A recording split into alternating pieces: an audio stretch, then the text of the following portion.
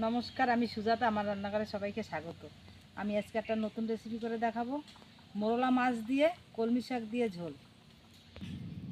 মাছ কেটে আমি ধুয়ে নিয়ে এসেছি। এখন নুন হলুদ আমি মাখিয়ে নেব। পরিমাণ মতন আমি দিয়ে দেবো হলুদ আর নুন আমি মাখিয়ে নিয়েছি। কড়াই গরম হয়ে গেছে, এখন আমি তেল দিয়ে দেবো। একটু নুন উপর দিয়ে দিচ্ছি যাতে না লেগে যায়, তার জন্য। তেল গরম হয়ে গেছে, জিরে আর তেজপাতা আর শুকনো লঙ্কা আমি ভেঙে দিয়ে দিচ্ছি।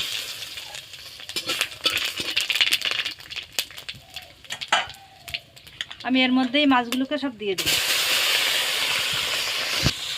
উপর দিয়ে আমি লঙ্কা দিয়ে দিচ্ছি, লঙ্কা আমি চিড়ে নিয়েছি। টমাটো কুচি উপর দিয়ে দেবো। মাছটাকে আমি এবার উল্টিয়ে দেবো। এইভাবে দেখুন আমি উল্টিয়ে দিয়েছি। আমি উপর দিয়ে এখন আমি মশলার জলটা দিয়ে দিচ্ছি।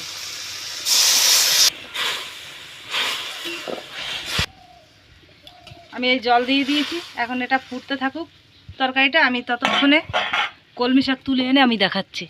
এই দেখুন, এই যে টাটকা কলমি শাক আমি নিয়ে আসছি লগাই করে। এই যে কলমি শাক তোলা হয়ে গেছে আমার, এখন বাড়ি নিয়ে যাচ্ছি। আমি এখন এই শাকগুলোকে কেটে নেব। সব কচি শাকেই নিয়ে এসছি আমি। এইভাবে কেটে নেব বড় বড় করে।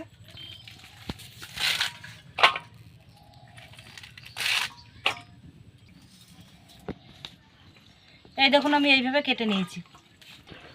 এই দেখুন মাছের ঝোলের মধ্যে কলমি শাকগুলোকে দিয়ে দিচ্ছি।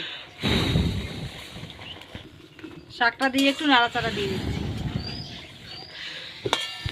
দেখুন রান্না বসিয়ে দিয়ে আমি এখন কলমি শাক তুলে এনে আবার দিয়েও দিয়েছি। ওপর দিয়ে আমি জিরের গুঁড়ো দিয়ে দিচ্ছি। ওপর দিয়ে ধনেপাতা কুচি দিয়ে দিচ্ছি। একটু কাঁচা তেল দিয়ে দেবো উপর দিয়ে। আমার সব মশলা দেওয়া হয়ে গেছে। আমার মাছ এখন রান্না রেডি। মশলা দিয়ে আমি 1 মিনিট রেখেছি, এখন আমি নামিয়ে দিচ্ছি। আমার রান্না রেডি।